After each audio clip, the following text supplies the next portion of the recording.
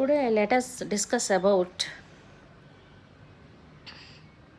sliding filament theory, which is the theory to explain the contraction of the muscle fiber. So coming to what is motor unit, the neuron that innervate the muscle fiber is called motor neuron, which carries the impulse from central nervous system to the muscle fiber. It transmits that signal to muscle fiber for initiation of contraction.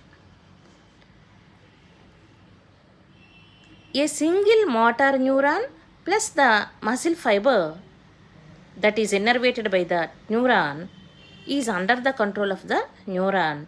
It is called a motor unit. The junction between the nerve fiber and the muscle fiber is called neuromuscular junction. This mechanism of muscle contraction is well explained by sliding filament theory, which is proposed by Huxley and Hansen. The first step in the muscle contraction is the nerve impulse that is carried from the central nervous system through the motor neuron to the neuromuscular junction.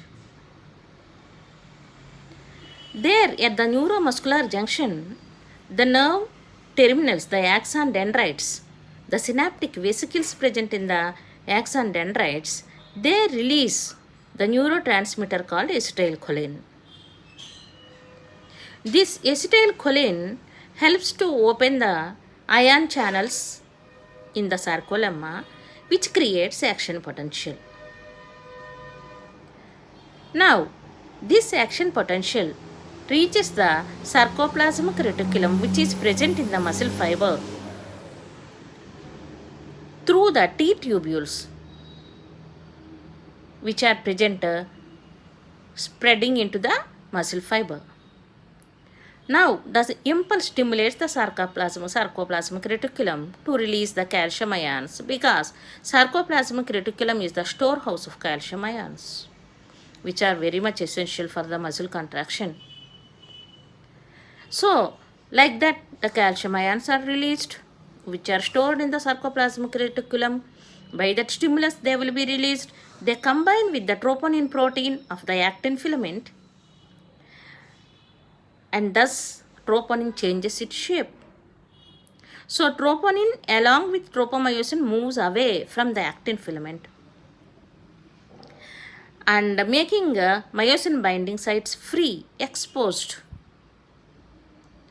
Now the cross bridge will be formed. The head of the myosin filament acts as ATPase, which hydrolyzes ATP to release energy for the cross bridge formation. It binds actin to form cross bridge with the myosin. Thus, actomyosin complex is formed. This actomyosin complex, it pulls the actin filament towards H zone. The Z line is pulled also inward. So, these cross bridges which are formed, they will pull the actin filaments towards the H zone.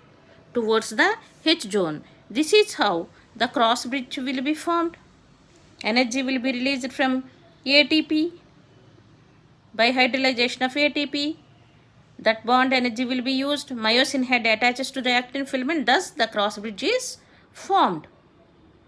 Now, this cross bridge will pull the actin filaments towards the H zone. The Z line which is present here, this Z line is also pulled inwards. The shortening of the sarcomere takes place. This is the sarcomere between the two Z lines. Thus, the sarcomere shortens. This makes the contraction of the muscle fiber.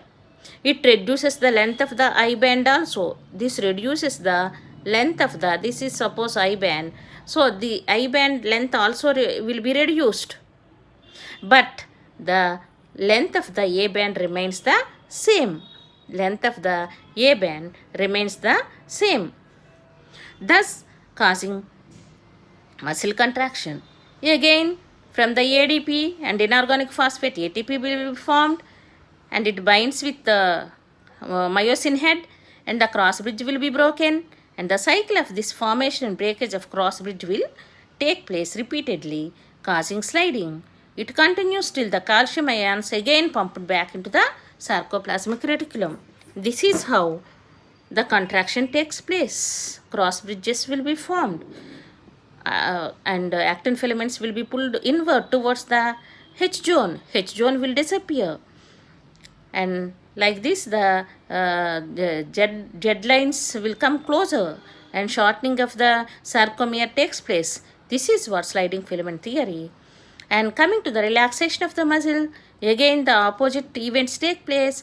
Calcium ions go back to their original sarcoplasmic reticulum. Acetylcholine will be broken due to acetylcholinesterase enzyme, and next action potential will be stopped, and tropomyosin and troponin again attain their normal state, and they mask the myosin binding site on the actin filament. The actin filament slide back to their original position. Thus, muscle gets relaxes. It gets relaxed.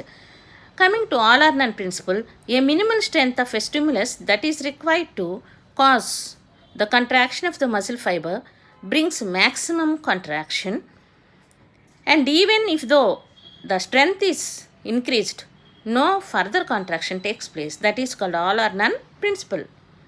Single muscle twitch means a single quick isolated contraction of the muscle fiber to a single stimulus of a threshold value is called single muscle twitch. Thanks for watching.